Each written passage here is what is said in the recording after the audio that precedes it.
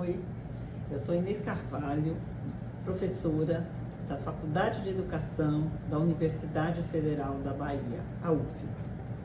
Fiquei bastante satisfeita com o convite que recebi através de uma aluna da rede municipal de Lauro de Freitas para participar junto com vocês da jornada pedagógica. Quando vi o título da jornada, que leio aqui agora, Educação Transformadora, Diálogos, Saberes e Territórios para uma Formação Integral, Inclusiva e Antirracista, optei por separar alguns desses termos para conversar com vocês.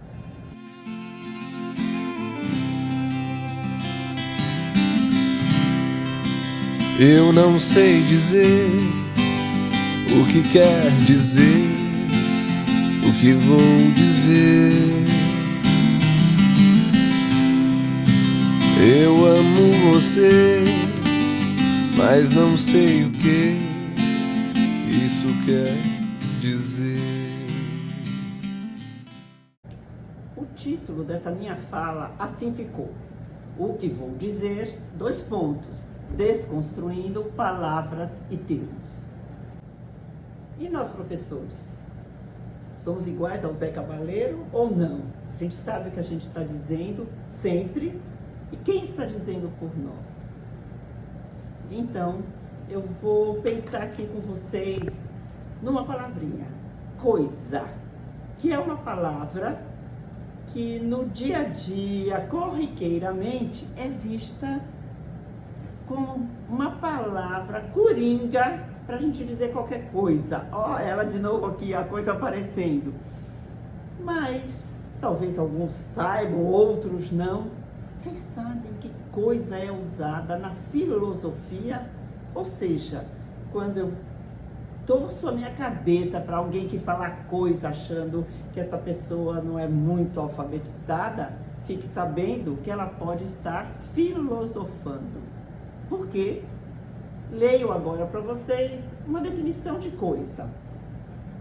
Designação de qualquer objeto ou termo, real ou irreal, mental ou físico, preste atenção agora, que de qualquer modo ainda não se expressou.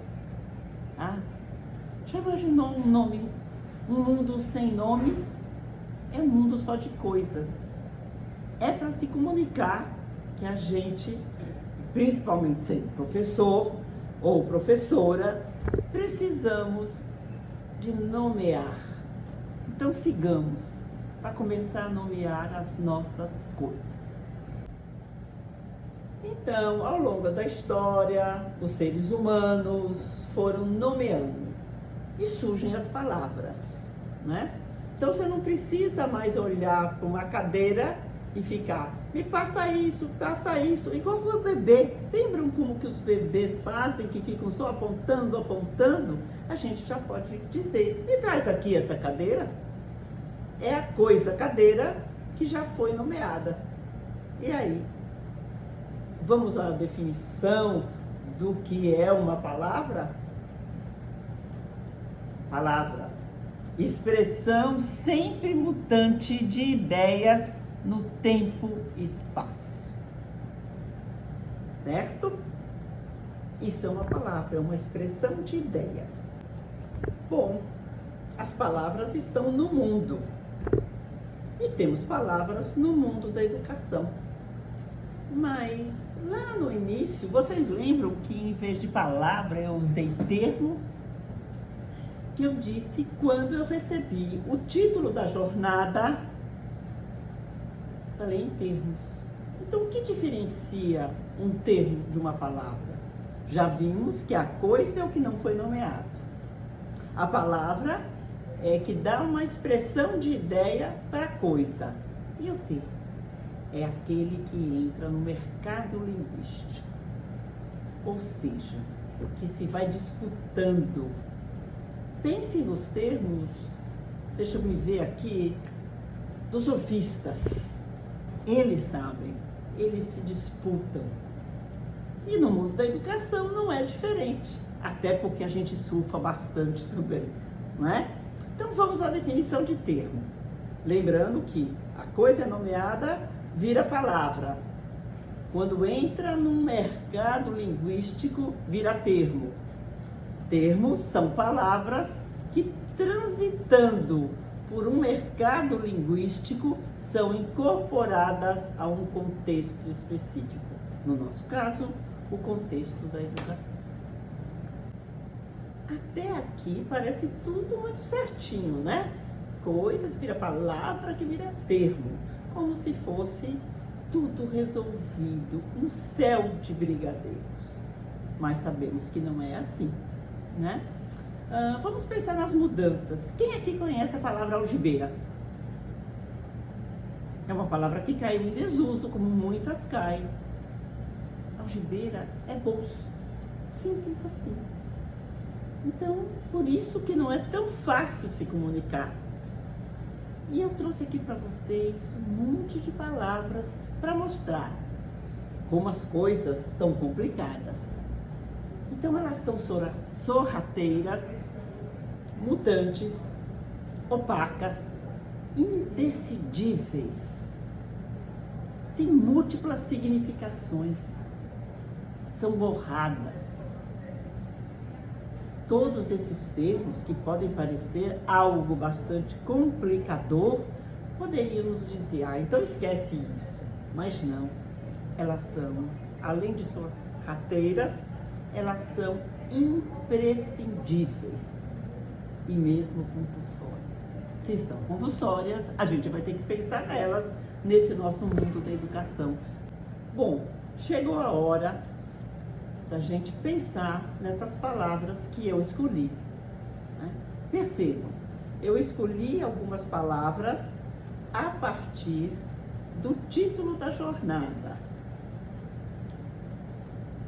E quem inventou esse termo para a jornada, com certeza, sem medo de errar, eu digo que também escolheu, selecionou essas palavras num mundo tendendo ao infinito de palavras. Dá para perceber, então, que como é escolha, essa escolha já é borrada, essa escolha já tem uma intenção, ela tem uma contingência também. Ou seja, vamos pensar, o título da jornada começa com Educação Transformadora. Palavrinha conhecida nossa, né? Mas quem disse que não há uma disputa quando se opta por essa coisa? Quando se opta por essa palavra? Ou seria uma opção por um termo? Vejam bem, tudo isso já vai transformando. Tudo isso é um mutante. Quem escolhe, escolhe por algum motivo. Por alguma disputa no mercado linguístico da educação. Então, quando essa palavra educação transformadora aparece num documento lá do Planalto Central, ela tem uma significação. Ou ela foi pensada com uma significação, a hora que vai para o documento ela já é borrada. Quando essa palavra sai do documento e vai, digamos, para uma rede municipal, ela já é novamente borrada. Ela já é deslocada nos seus significados. A rede vai, sem querer, mesmo querendo obedecer muito, o documento já vem outro significado. Imaginou que essa rede vai levar essa palavra, essa qualidade da educação, a educação transformadora, para dentro das escolas? Quantas pessoas, professores ou não, vão ler essa palavra e vão dar o seu significado, vão borrá-la, vão desconstruí-la? Por isso que é importante, primeiro, a gente saber que nunca sabe com total plenitude o que a gente está dizendo, igualzinho lá o Zé Cabaleiro, lembra da música do início, mas também precisamos pensar, será o que eu estou dizendo? Será que o outro que me ouve também está pensando o que eu estou dizendo? Então vamos lá, transformadora. Educação transformadora está na boca de professores, de coordenadores, de políticos. Faz um bom tempinho. A gente sempre quer uma educação que transforme. E aí, então, vou cair nas minhas ondas, cair na minha praia para dizer o que eu penso dessas significações. Em primeiro lugar, me parece que tem uma nomeação que tira o negativo. Como se transformar fosse sempre positivo. Será? E eu vou mais longe. Eu vou dizer, e aí eu trago um filósofo, Deleuze, que tem um livro até que se chama Repetição e Diferença. E ele vai fazer toda uma invenção teórica nos dizendo que toda repetição gera diferença. Se eu entrar na dele, eu vou pensar assim, epa, então a educação sempre é transformadora. Não existe educação que não seja transformadora. Agora, é para o bem? É para o mal? É para o bem de quem? É a transformação que eu quero ou não? Vamos pensar em transformar, mas nesse sentido, que toda repetição gera diferença. Se assim não fosse, uma criança lá nos seus 3, 4 anos não ficaria assistindo o mesmo vídeo milhões de vezes. Ninguém aguentaria tanta repetição. Na verdade, o que ele está assistindo é a diferença. Sigamos. Agora é diálogo. Eu acho que nesse mercado linguístico que nós estamos com o nosso pé, é uma palavra perigosa. Por quê? Porque ela é tão embaladora. Ela já vem na educação, sempre a gente diz, é preciso diálogo. Sem diálogo não vai para frente. Gosto também, né? Eu sempre procuro dialogar, mas eu quero dar uma fuxicada, botar aí um caminhãozinho, uma areiazinha no caminhão e trazer um pedagogo que alguns de vocês devem conhecer, o espanhol, chamado La Roça. Ele tem um livro, um texto em um livro, que é o Elogio à Escola, é que ele vai dizer assim, gente, já não está na hora de acabar com esse diálogo? Vamos mais buscar o heterólogo. Inclusive, é mais difícil dizer do que dizer diálogo, né? Qual é o que eu trago aqui para vocês, os argumentos dele? Ele vai dizer, diálogo é de dois. E ele diz, nunca estamos apenas em dois. E o diálogo, segundo ele, e que eu acho bastante legal também, estou assumindo, é algo do igual. Se não for igual, eu preciso de um diálogo para torná-lo igual. E o heterólogo, muito mais cheio de nuances e de multiplicidades, seria a convivência, mas com a diferença. Vamos pensar um pouquinho nisso? Não estou dizendo para ninguém abandonar a ideia de diálogo, mas só que vamos pensar o que a gente está dizendo quando a gente diz diálogo. Bom, nossa nova coisa, nossa nova palavra, eu acho que é um termo, né? Acho que saber aqui entra como termo. Mas eu quero pensar um pouquinho na coisa, né? Como a gente diz assim, aquele aluno é sabidinho, né? Ou seja, ele sabe. O que é saber? E aí, né, eu acho que é o que tem acontecido muito ao decorrer de décadas aí na educação, é a gente querer romper com a ideia de um saber mais elitista. Estou falando para a escola, estou falando desse mercado linguístico, né? Em que a escola foi criada, é entendida como a casa da ciência. Então, quando eu entendo como a casa da ciência e uso o termo saber, a significação que eu estou dando é: só se sabe através da ciência. Convenhamos, estamos deixando muita coisa de fora.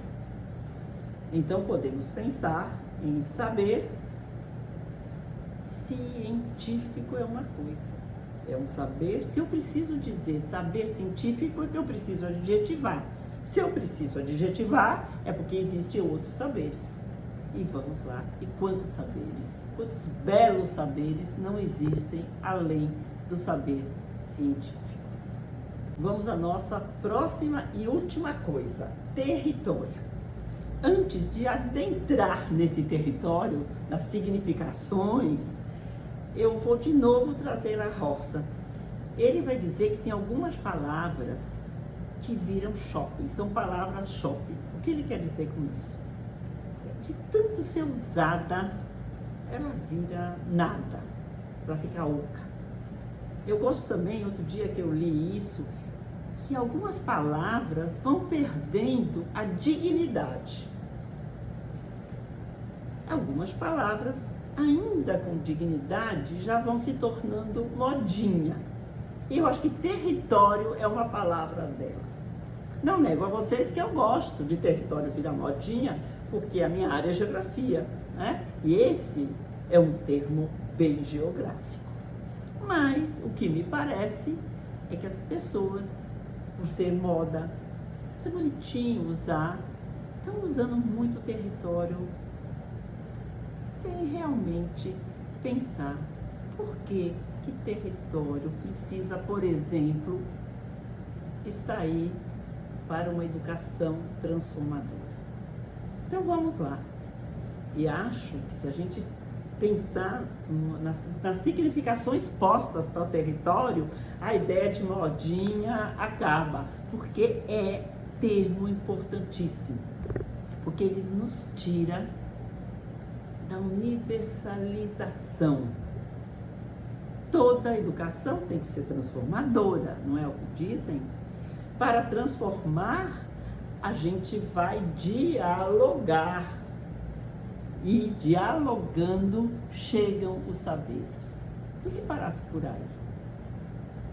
Mas aí vem território. Percebem como o território entra desmanchando, desconstruindo, borrando.